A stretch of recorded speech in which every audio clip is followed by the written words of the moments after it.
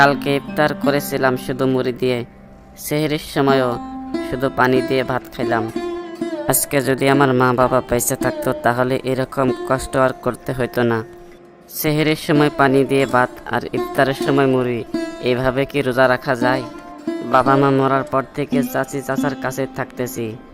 তারা কেমন যেন বাবা মা মরার 1 মাস পর থেকেই আমার সাথে খারাপ ব্যবহার করতে লাগলো।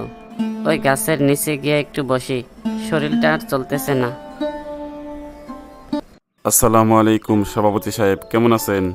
ওয়ালাইকুম আসসালাম। জি ভালো আছি, তুমি কেমন আছো? জি আমিও ভালো আছি। সভাপতি সাহেব আমাকে ডাকছিলেন? হ্যাঁ ডাকছিলাম। আরে আইসা বসো, দাঁড়িয়ে কত সময় কথা বলবে?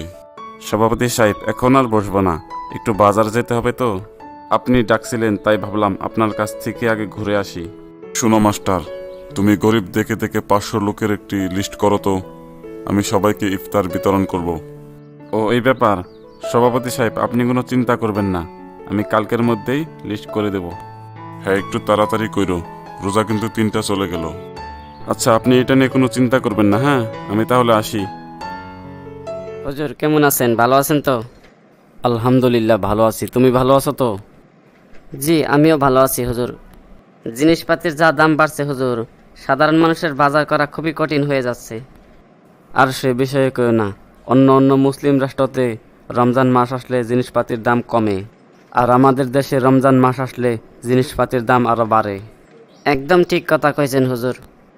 হুজুর ওখানে মনে হয় কোনো একটা বাচ্চা শুয়ে আছে, কি ব্যাপার চলেন তো দেখি। হ্যাঁ তাই তো, চলো তো দেখি বাচ্চাটার কাছে যাই।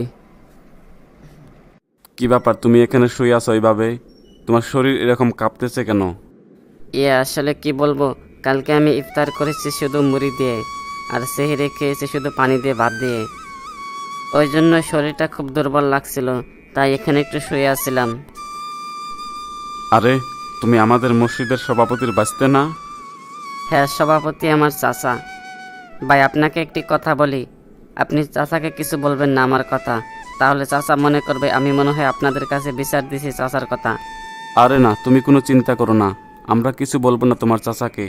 তুমি এখন চলো আমাদের সাথে বাজারে, আমরা তোমাকে কিছু ইফতারি কিনে দেবো, সেগুলো দিয়ে তুমি ভালো করে ইফতার করবে, কেমন? সত্যি বলছেন আমাকে ইফতারি কিনে দেবেন? হ্যাঁ সত্যিই বলছি, তোমাকে ইফতারি কিনে দেবো, তুমি আমাদের সাথে চলো। আর যেদিন তোমার ইফতারি খাইতে মন চাইবে, ওই 3 আলির মোড়ে আমার বাড়ি আছে, ওখানে যাবে, তোমাকে ইফতারি দিয়ে দেব। হুজুর মানুষ কিভাবে এত নিষ্ঠুর হতে পারে এটাই বুঝলাম না। সভাপতির নিজের বাঁচতে তার বাবা মা মারা গেছে, এই অন্যায়টা তার সাথে কিভাবে করতে পারে আপনি বলেন হুজুর?